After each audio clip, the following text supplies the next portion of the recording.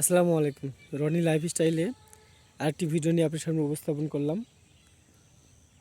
বাংলাদেশ চিরসবুজের দেশ, বাংলাদেশ নদীমাতৃক দেশ।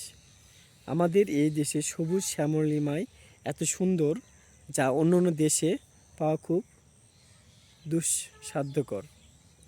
আমাদের এই এলাকায় সবচেয়ে বেশি এবার সরিষা লাগানো হয়েছে এবং সরিষাগুলো এত সুন্দর হয়েছে আর এত দানাযুক্ত, তা অকল্পনীয়।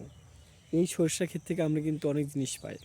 সরিষার খাঁটি তেল, সরিষা যখন গাছ ছোট ছোট হয় তখন কিন্তু সেটা শাক হিসেবে ব্যবহার করা যায়।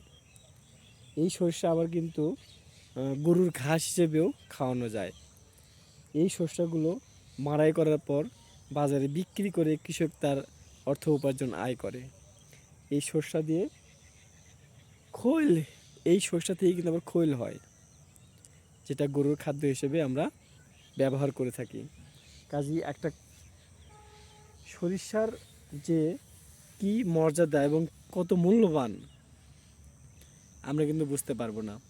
তো আমরা চোখে সবসময় সরিষার ফুল দেখি, এখন কিন্তু বাস্তবে আমি শস্য ভিড়ের মধ্যে বসে আছি।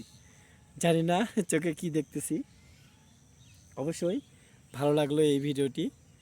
যারা শস্য ক্ষেত পছন্দ করেন তারা অবশ্যই বলবেন যে আসলে সরিষার ক্ষেতে ছবি তুলতে বা সরিষার ক্ষেতের এই সরিষার ক্ষেতগুলো আপনার কেমন লাগে। অবশ্যই ভিডিওটি ভালো লাগলে অবশ্যই কমেন্টে বলবেন যে সরিষার ক্ষেত কেমন লাগে। রনি লাইফস্টাইলে সবাইকে অসংখ্য ধন্যবাদ আমার এই ভিডিওটি দেখার জন্য।